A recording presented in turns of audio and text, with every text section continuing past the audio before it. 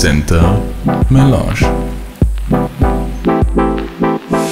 Drage slušateljice i dragi slušatelji, srdačno vas pozdravljam i veselim se da ste s nami na Melange centru. Ufam se da imate pred sobom melange, cappuccino, kafe latte americano, tursku kavu, čaj ili čak god rado pijete, da se morate nasloniti, opustiti i uživati u slušanju.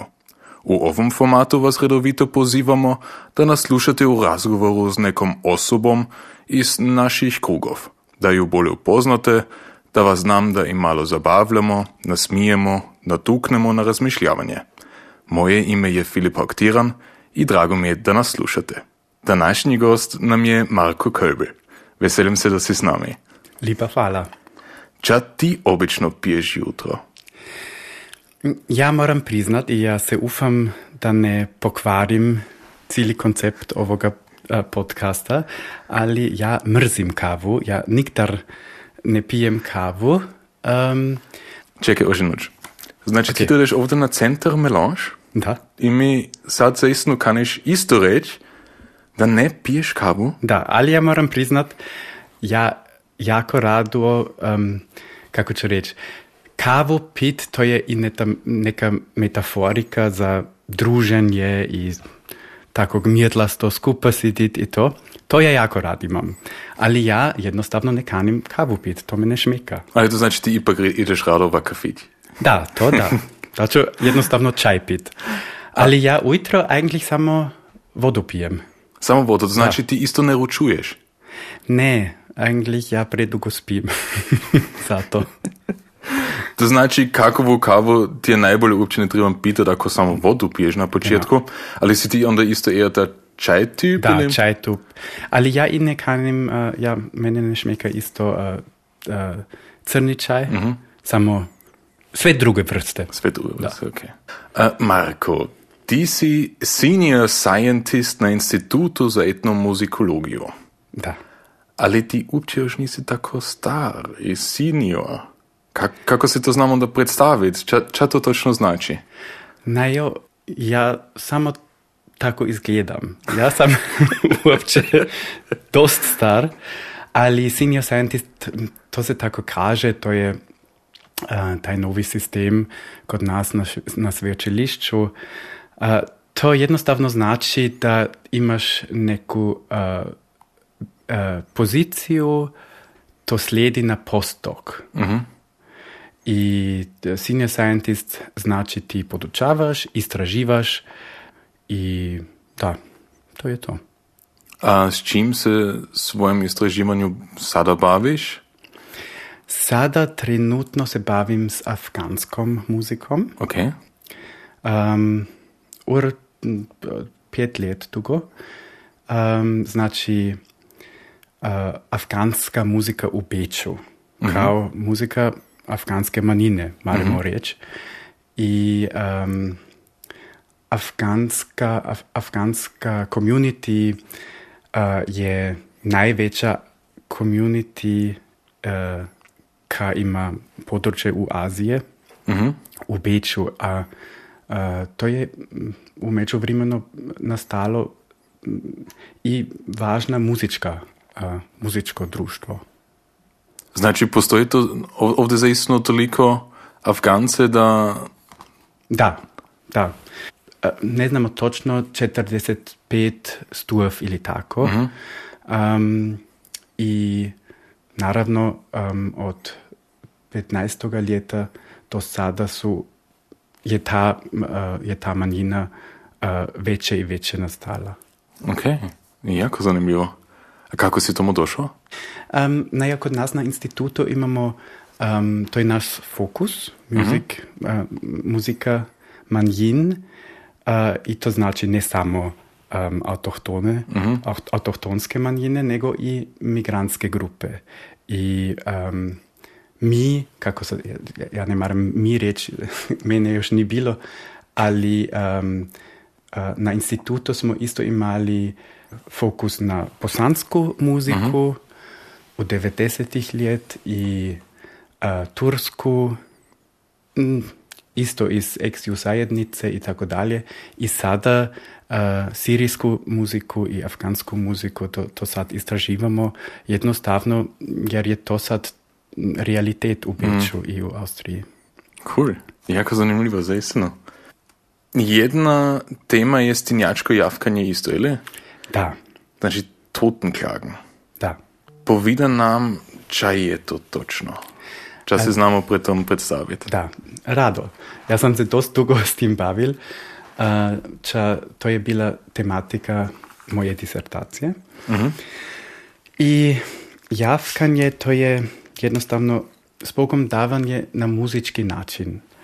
Znači, kad javčeš, onda zbogom daješ ne samo s ričim, nego i s melodijom. Ali važno je i da je javkanje isto neka vrst plakanja, tako da je plakati riječi zbogom davanje izraziti i neka melodija, to je sve skupa onda. I to je jednostavno vrlo interesantan način jednoga smrtnoga pogrebnoga rituala. I čo je mene tako fasciniralo je, kod nas u Stinjoki se to pozna, ali ja nisam znao kako to gluši. Znači, mi smo uvijek od toga čuli, javkanje, to je isto bilo irgendwie mistično, isto malo tabuizirano, ali nisam znao kako to uopće gluši. A onda sam se snimke poslušal od Karolja Gala, to je bilo jedan etnolog iz Ugarske, kaj je radil u Beči. A to je za mene bilo, kad sam to prvi put se poslušal, zaista jako, mislim, impactful. Zaista to je, kako to gluši i ča to i otvori mislim, za kipice i za ča se predstaviš. To je zaista, mislim, taj zvuk je zaista, da, ima puno moć. Da, moć, da. Kako se zna to predstaviti, ako se ta zvuk još ni ču? Znaš ti to? Javkat? Ne. Moram sad reći, ne, ja sam puno puta probiral, ali ja mislim, prvič bi bilo važno da zaista žalujem, da plakam i da to zaista i da imam te emocije. Ali drugič bi bilo i važno da to ne od snimkov i irgendkako učim, nego to, mislim, sada samo žene, ki su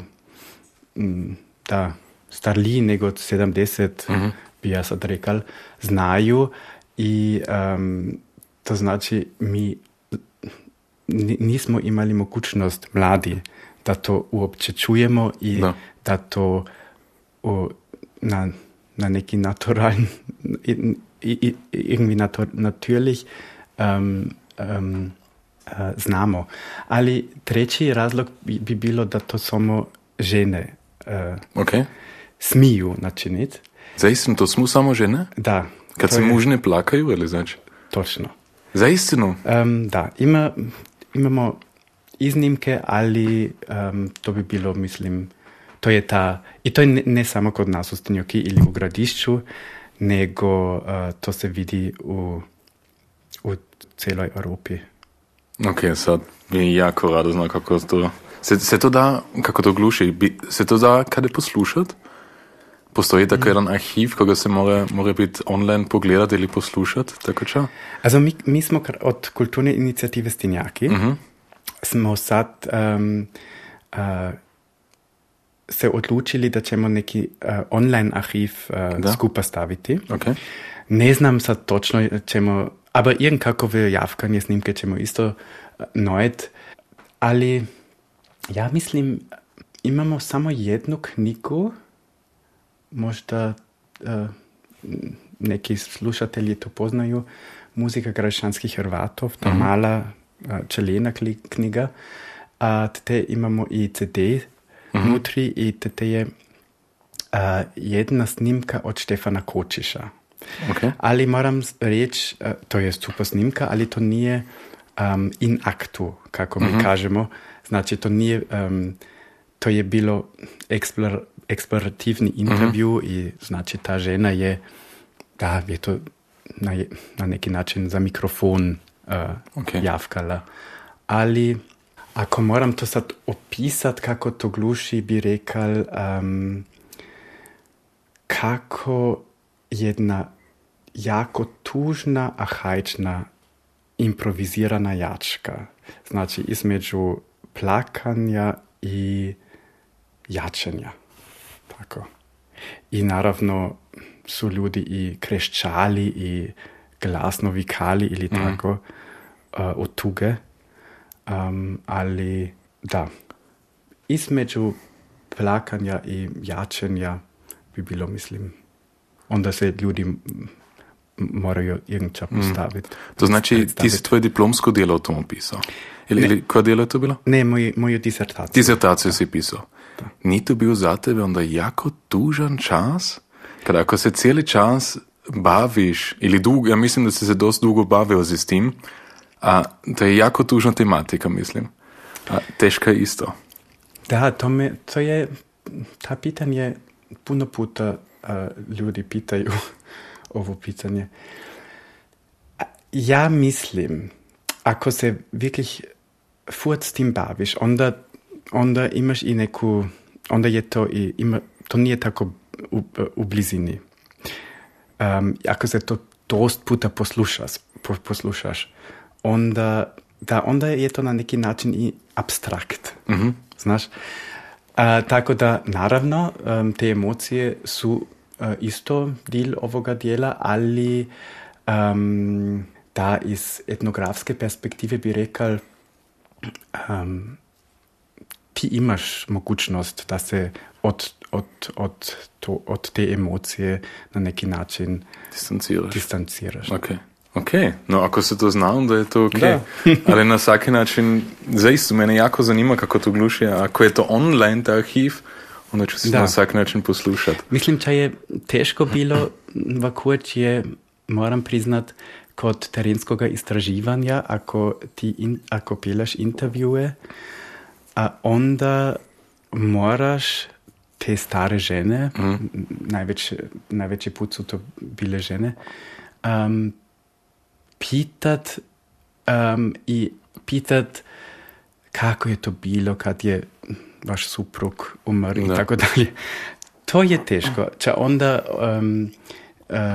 te žene s kim se ti pregovoriš, onda oni imaju, onda se oni ako onda intervjue peljaš, da se te stare žene spominaju na teške čase i to je onda malo teško bilo vakuć.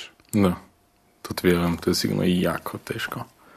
Ok, s tim da se ti obaviš, znači jako čelo z muzikom,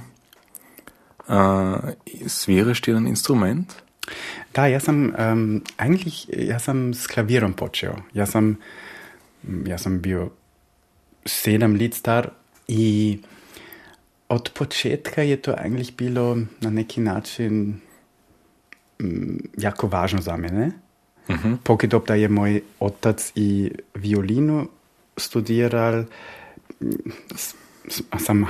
sam imao auf background. I ja sam i onda počeo naticanje, koncerte i tako dalje. I onda sam onda je to irgendwie bilo moj put. Klasična glasba na klaviru. Onda sam studiral na sveučilišću klavierpedagogiku, ali ja od početka, moram sad priznat, sam znao da to neće biti da moj posal. Ali ja nisam kanil, ja sam imao to čut da moram to na neki način skotovit. I ja mislim kako ću reći, razvitak mojega muzičkog žitka dobro pokazuje i kako se ja identificiram. U početku je to bilo jako važno, ta klasična glazba i tako dalje, ali na sveučilišću sam kod profesorke Uši Hemetek upoznal ta svit etnomuzikologije. I pokidok da je ona u seminaru igrala neke snimke iz Tinjakov i tako dalje, sam se mislil, ja mislim, to bi bilo nešto same. I za mene je bilo smišno, da je ta muzička tradicija iz Tinjakov uvijek bila del mojega žitka, ali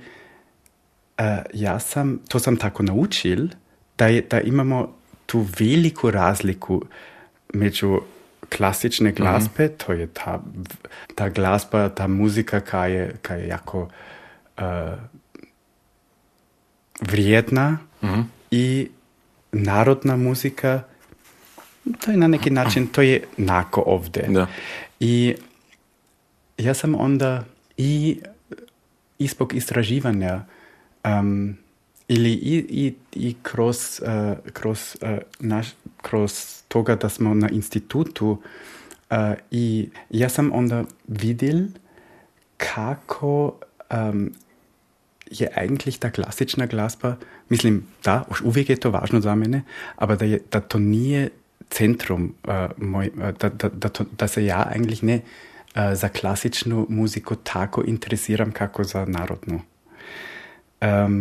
I ja mislim, to je i sada, kad podučavam, uvijek važno za mene da to pokažem, kako u ovom svitu učimo da je ta klasična glazba najbolja glazba.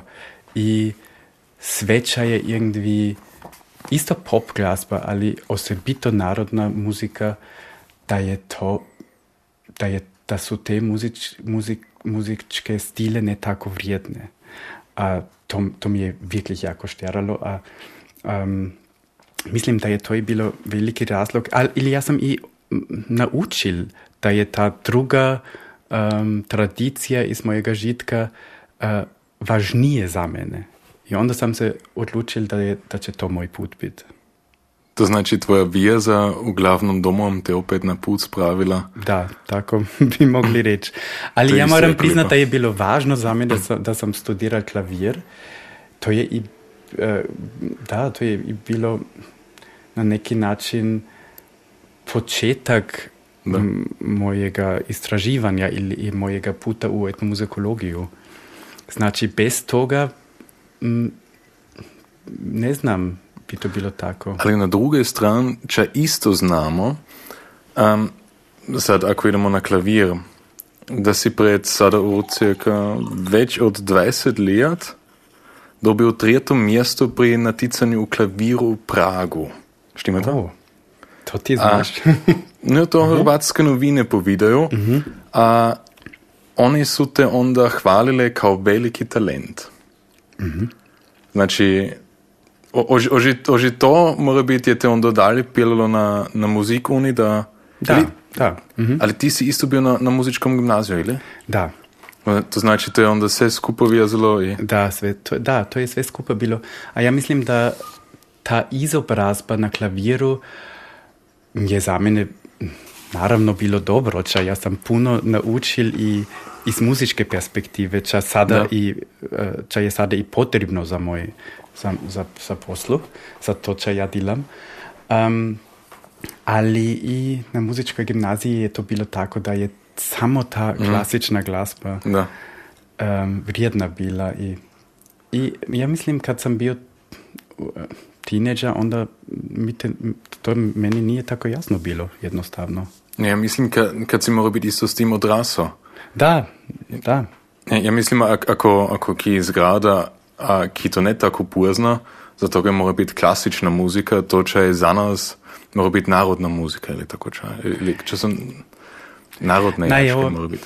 Ja mislim, also ja krot podučavam jedan seminar muzika i rasizam. Uh-huh. Ja sam se s tim i bavil. Ta klasična glazba je jednostavno klasistični i rasistički sistem. Če ako se pogledaš, mislim to sad radikal gluši, ali ako se pogledaš, ki kod nas studira na sveučilišću, zapravo je potrebno da roditelji jur imaju iskustvo s klasičnom glazbom i da oni te irgendwie peljaju na muzičku školu i tako dalje, da je za te uopće moguće da ov put funkcionira. A to dobro vidimo da je ta habitus i ta socijalni, kulturalni kapital, da je to uopće potrebno da ti moraš tako vrčas študirati. I zato mislim je to tako lipo kod nas, mi sad imamo na sveučilišću ta naša sveučilišće za muziku i dramske umjetnosti 200 let stara institucija i sad imamo treći kad smo počeli 19. ljeta imamo sad master studij za etnomuzikologiju. Znači, ljudi imaju mogućnost da dojdu s muzičkom stilom, nema veze kako to, čaj je to. Da. Also, mi smo sve čuli, also iz kurske pjesme iz Sirije, Wienerlied, če ja znam, azerbajdžanska muzika i tako dalje. I jednostavno važno je da se ti, ako na naticanje dojdeš, da imaš mogućnost da je taj muzički izraz na neki način kad kaniš študirat kod nas i onda s tvojom muzičkom stilom se prezentiraš. To je jednostavno to, ča moraš načiniti. Nije potrebno kakav teoretički test, ako si ti samo doma ili u familiju muzicira ili jačila, onda je i to valja za nas. Znači, kod nas je to, kako ću reći, meru već demokratično na neki način. Ali to i znači da imamo da imamo različne muzičke stile i da imamo da je to zaista neka šarolika neko šaroliko društvo študentic i študenata. Ali je to tako onda, ako ljudi vam dojdu, da jaču kada štu isto note ili je to kod narodne jačke ili kod vas tako da uopće ne ide za note, nego ide za to kako se doma jačilo. Znači, uglavnom da je svejedno. Da.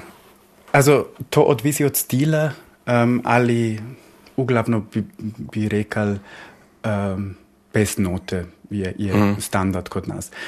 Mi imamo sad dva študentice iz Gradišća, Grašanske Hrvatice, ili študentice ki imaju korijenje u Gradišću. Mira Perošić pak Tereza Grandić, a Mira je naravno brujačke predstavila, Tereza je stinjačke jačila, also tako se to moraš predstaviti. Okay. Ali, na primjer, ako dojdeš iz, če ja znam, na primjer, azerbajdžanska klasična muzika, onda mora biti imaš i note, če ti imaju i neka notacija, to je neki drugi sistem, to je klasična glazba, ali da, iz te regije. Sad, opet kratko nazad v Gradišće. Tvoji korenji u gradišću ležu na Stinjaki. A pred svim u zadnje vrijeme si u selu i jako aktivan. Si už svenek tako povezan za selom? Je to svenek tako bilo? Da, to je svenek tako bilo, ali ja nisam svenek tako aktivan bio. Mi smo uvijek u ljeti na vikendu u Stinjoki bili, kod babe i tako dalje. Eigentlich većina moje rodbine i u Stinjoki živi, ali ja ne znam kad točno sam počeo i biti aktivan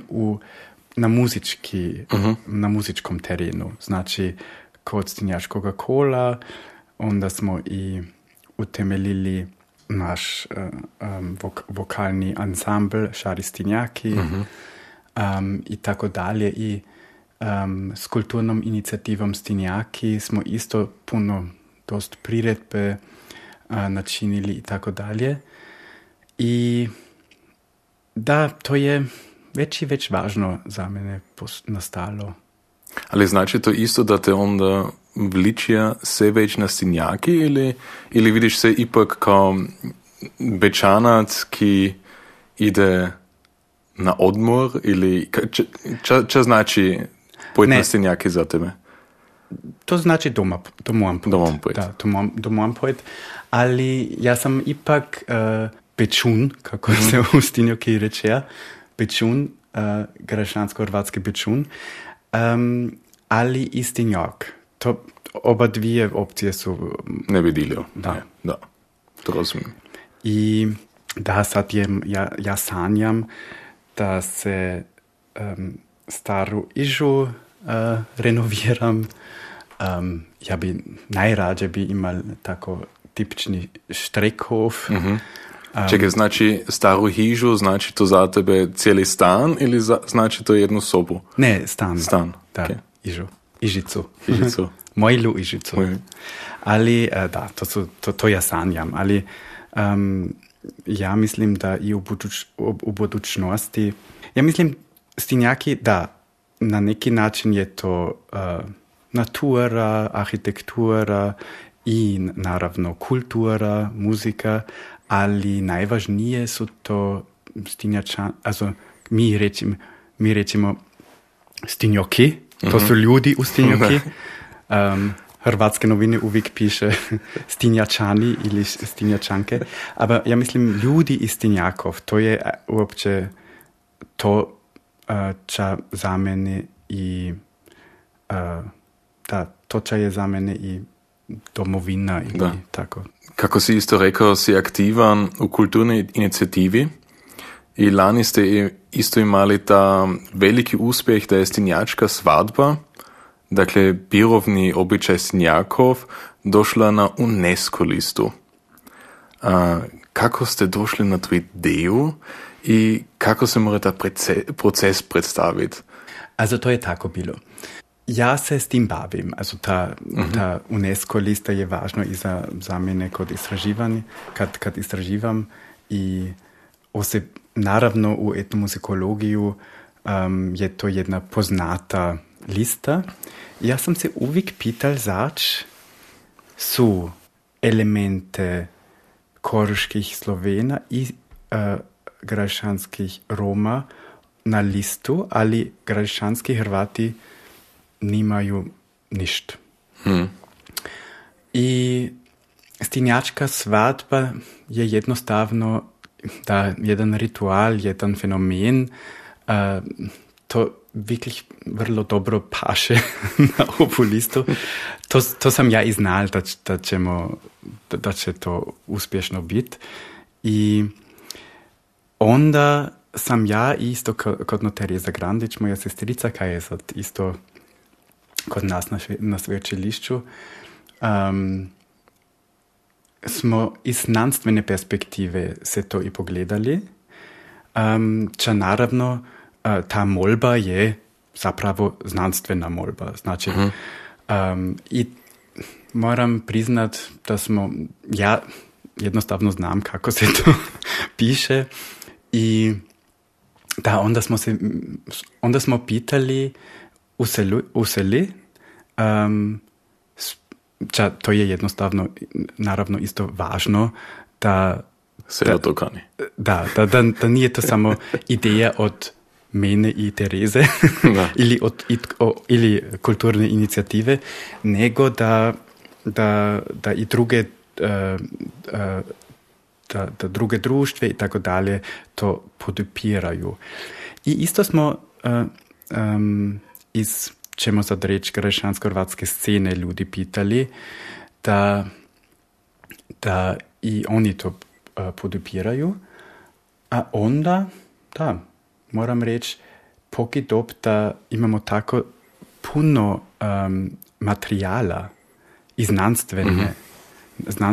znanstvenog materijala i da imamo i dost publikacije i dokumentacije, je to bilo nešto čo je lako bilo na neki način. Cool. Da. A onda se rado spominam kad smo bili na Hallstätter See. Da, to ti poznam jednu sliku. Da, to je wirklich, to je zaista lipo bilo, da smo onda i jednu jačku jačili i onda smo s brodom se vozili na jezerom i da, to je jednostavno lipo spominak. I niste trebali javkat? Ne, nismo. Mi smo samo svadbene jačke jačili. Ste mogli spečevati. Misliš, že javkanje onda isto tako jedna stvar, koju bi se moglo pisati na listu od UNESCO? Da, ali ja mislim da ljudi u Stinjaki ne bi to kanili. Also sad ne znam točno, ali mislim, ta fenomen bi bilo dost interesantan, ali jedan problem bi bilo da nije to živa praksa. Ča to je potrebno. To je kod svadbe bilo, to ča je uopće onda najvažnije, da je to zaista živa praksa. To znači da se sada oš dela. Da se to sada djela i da to nije samo kakove folklorne grupe jedna folklorna grupa predstavlja, nego da su ljudi iz sela involvirani i da oni to jaču i tucaju. Da. Okay. Misliš, ti bi se svi mogli malo več potruditi, da i naše običaje jasnije i svisnije postanu dio avstrijske tradicije? Znači, da to ni samo lederhosen i... Ja mislim, grešćansko-hrvatska muzika, ne samo narodna muzika i druge vrste, folklorne predstave, isto naravno popularna muzika, to je na neki način poznato, ali naravno da, odgovor bi bilo da, ali ja mislim da bi bilo važno da ne samo iz te etničke perspektive se to pogledamo, nego da bi bilo uopće važno da razumimo da su austrijske tradicije različne i da pripadaju i različne druge tradicije, muzičke tradicije tomu. Ča ti misliš, zač su Stinjaki svenek privukli i još svenek privuku takovu pažnju? Naja, ja mislim pokidop da je Stinjaki jezični otok, iako nije uvijek tako bilo, ča Sataleke i hrvatsko selo bilo pelje, ali ja mislim ta jezična situacija, onda, zapravo moram sad priznat, ja samo moram te kliše odgovor, ja ti samo moram kliše odgovor dat. I ja moram i reći da za mene to nije tako interesantno, ali te važne osobe iz Stinjakov, imamo ih dost. Ja mislim, to je jedan razlog ti ljudi su u kulturi, u politiki, u crikvu, važne osobe, to je jedan razlog, naravno mislim, da imaju, da postoje ta pažnja, ali mora biti to zaista i iz mojega iskustva moram reći, Stinjaki mislu da su jako posebno selo. I to i ja mislim, iskreno rečeno. I ja mislim da oni to da imaju mogućnost da to i dalje daju, kako se čutu i to. I naravno, posebni dijalekt, posebna nošnja, posebne jačke, posebne kulturne tradicije i tako dalje. Ali onda moram i reći, ta tužna situacija da uopće mladina se ne pomine po Hrvatsku, tako dalje, to je, ta asimilacija je na neki način i, kako ću reći, ja mislim da asimilacija ima jedan efekt da svisnije ne samo tradicije, nego i, kako ću reći, da je lokalna identitet važnije.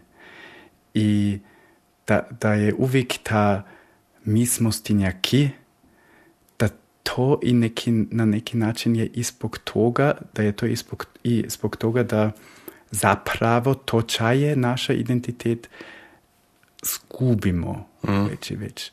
Ja mislim, to je kompleksna situacija, ali ja isto sad ne kanim pesimistično vrča vede govorit. Ča mi i sad vidimo Gen Z, zaista mlada generacija se opet počne pominati. I ja ne bi bilo tako pesimistično, ali u mojoj generaciji to nikdar ni bilo da smo se veseli skupaj po Hrvatsko pominali. Zaistinu, tvoja generacija se ni pominala? Ne, samo u crikvi. Samo u crikvi. Znači to onda opet štima da se u crikvi jezik drži. Da, ali čo je to za jezik? To nije komunikacija. Ali da, u mojoj generaciji to bi bilo smišno ako počneš. Sad je malo drugačije. Ali kad sam ja bio, teenager i 20, 25 i tako, ne, to bi se ne mogla predstaviti kako bi to bilo. A kako ste se onda doma pominali? Moj otac ne zna hrvatski. Razumi? Ne puno. Malo. Ali moja mama se s manom po hrvatsko pominala doklek sam u čuvarnicu došla. Onda sam, čuvarnice od centra još ni bilo, onda sam samo po niško najzad govoril. Ali ja sam s babom sam se uvijek po hrvatsko pominal i ja sam i dost, mislim, u Stinjaki s rodbinom.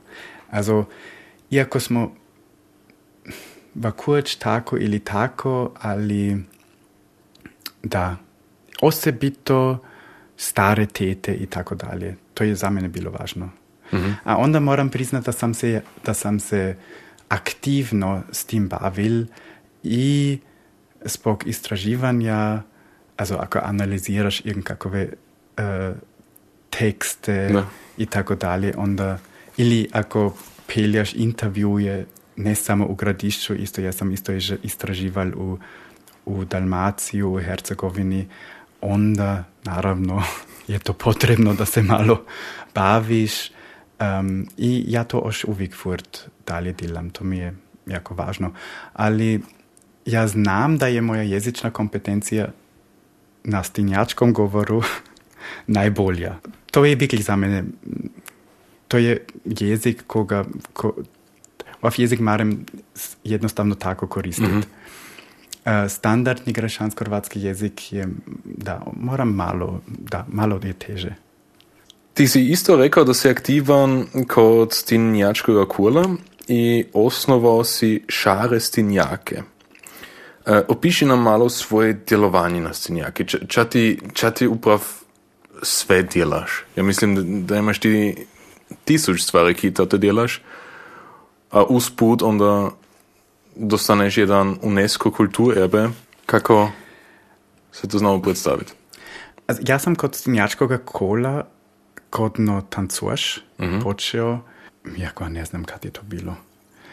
I onda isto onda smo utemeljili kulturnu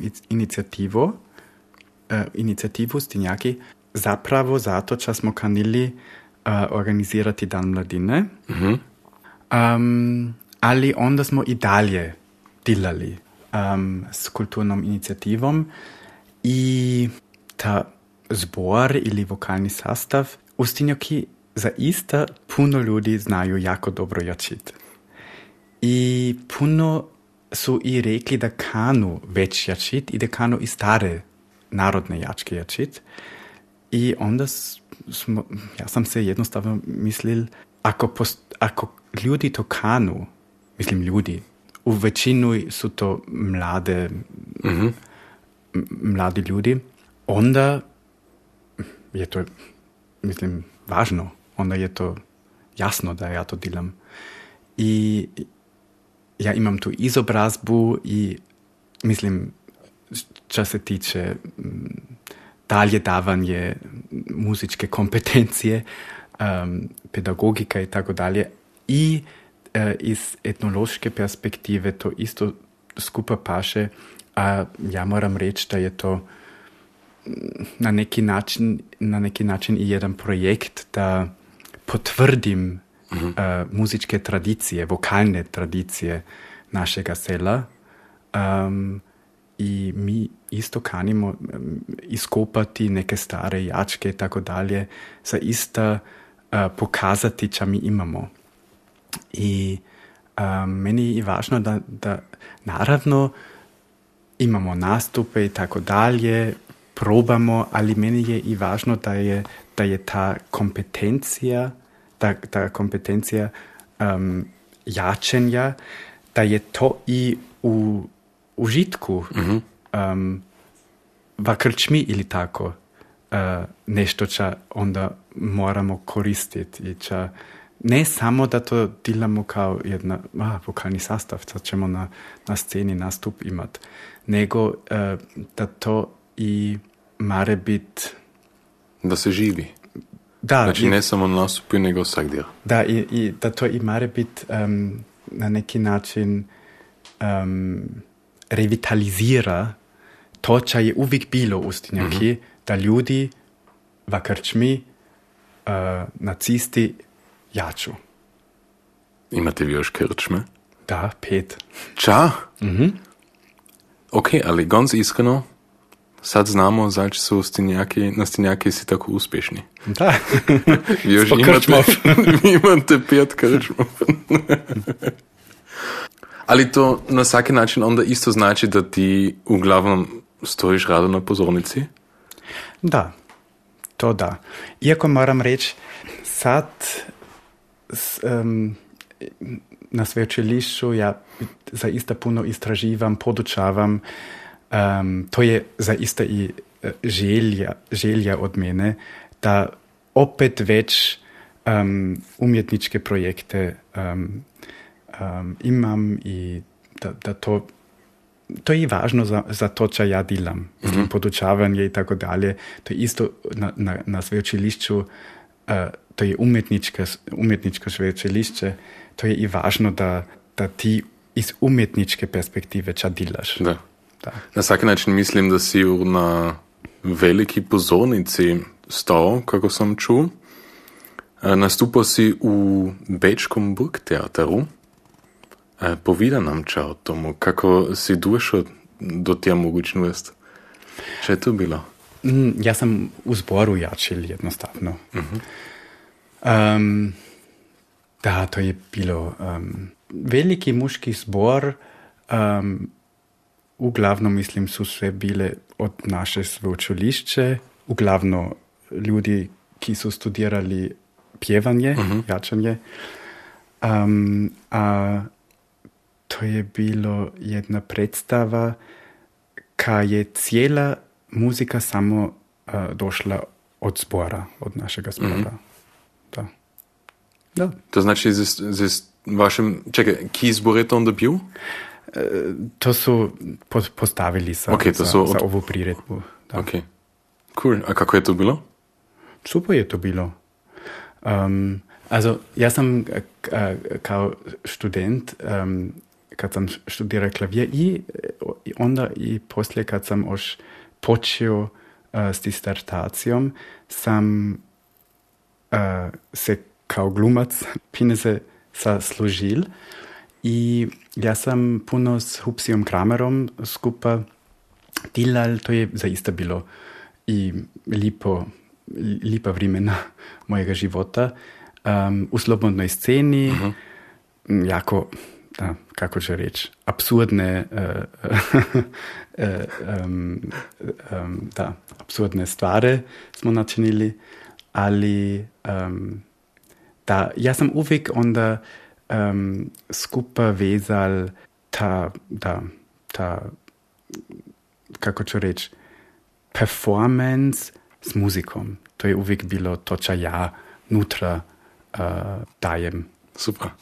Ja mislim, da je to najbolje, ako si ča našo, ča znaš djelat, kada imaš veselje, a onda još kao študent pinje s tim zaslužiš. Da. Ja mislim, onda, ako tako četnoć imaš, onda je to jako lipo. Da. Ti u sebi spajaš umjetnost, aktivizam i znanstvenost. Kje plane imaš još za budućnost? Kje teme kaniš još istraživati, ča kaniš još pokrenuti? Toliko? Kako ću sad početi? Da, also za mene je jako važno zavezati aktivizam i istraživanje.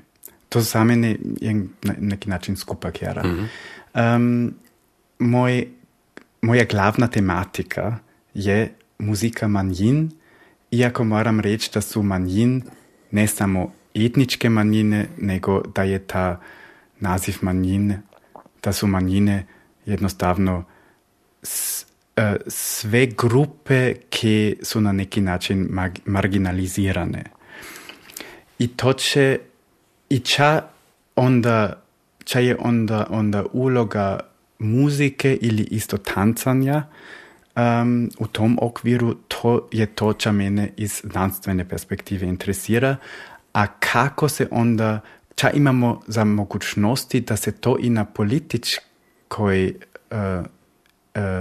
na političkom nivou da to ima neke efekte. Also, na primjer, sad Afganci, to mi je jako važno da sam stalno u kontaktu, da podupiramo i od instituta kulturne priredbe i sve, ali i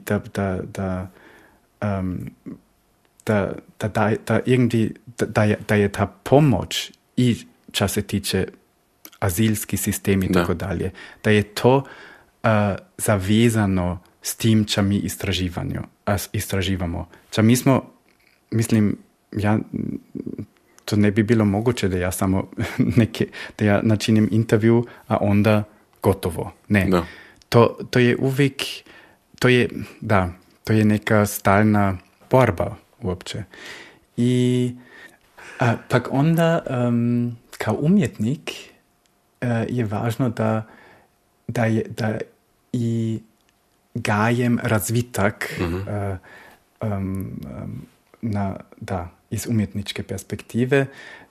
Osobito kod nas na sveučilišće, ča ta tradicijska muzika, narodna muzika je još uvijek, naravno, u sveučilišću marginalizirana. Znači, da, to je uvijek lijepo, onda je to dobro za diversity management ili čo ja znam, ali zapravo je klasična glazba još uvijek ta najvažnija. I onda isto pop glazba važnije nego tradicijska glazba.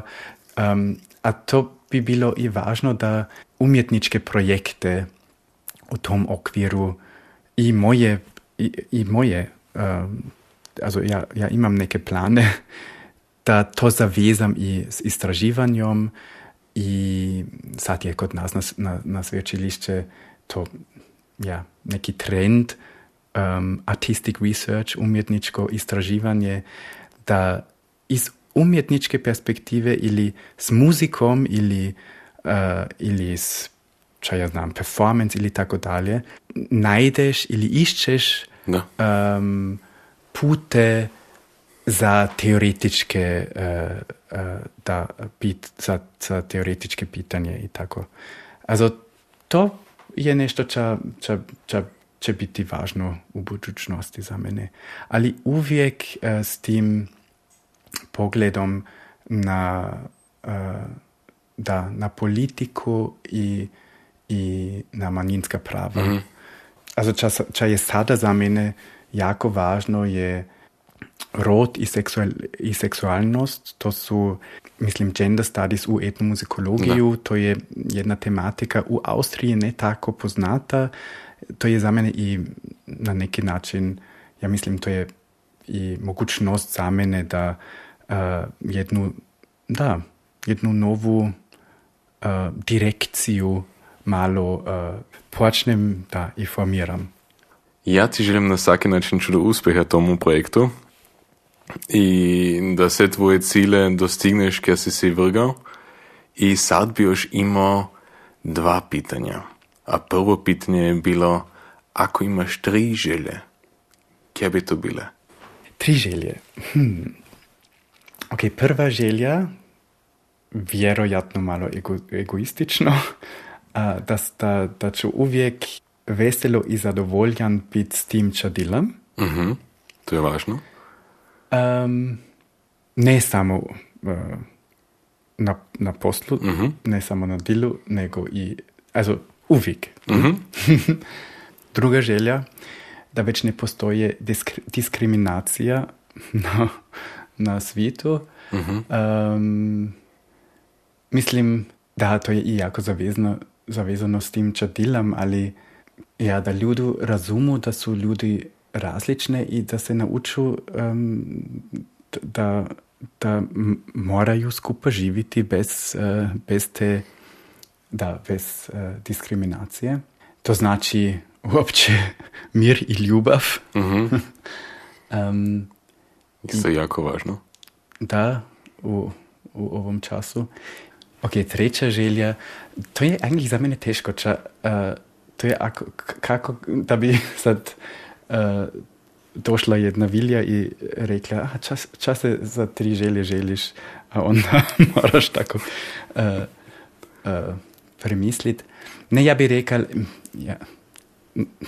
vjerojatno to sad jako patetično gluši, ali da cijenimo našu naturu i našu kulturu. Znači, kulturno jedinstvo, ali i resurse i naturu, jednostavno nešto čo je sada, čo se puno, imamo veliku diskusiju o tome, ali to je uvijek za mene važno bilo. Čo isto moji starliji su već na neki način aktivisti bili za klimu i znači to je isto nešto, ali za mene to skupa visi s kulturom i da cijenimo naturu, za mene je isto znači da cijenimo kulturu i osobito te tradicije koje su za naš važno iz perspektive naše identitete i tako. Jako lijepo. Perfekt. Ti, Marko, Zadnje pitanje, sad smo na kraju ovoga razgovora. Ovo su sad ili pitanje. Ovo su 10, a ti moraš friško odgovoriti, ne predugo pomisliti. Okay. Prvo pitanje, znam če ćeš mi odgovoriti, ali ja ću ipak pitat. Melange ili espresso? Čaj. Pivo ili vino? Vino. Bicikl ili auto? Bicikl. Vlak ili avion? Vlak. Sevdalinke ili javkanje? Sevdalinke. Dan mladine ili šodišće od Crija? Sodišče. Beč ili Stinjaki? Stinjaki. Opernball ili hrvatski bal? Hrvatski bal. Jug. Tužna je noć ili lipo ti je čuti? Tužna je noć. Bruj ili paks? Bruj. Lipa hvala da si bil ovdje i Lipa hvala. čujemo se drugu nedjelju. Centar Melange.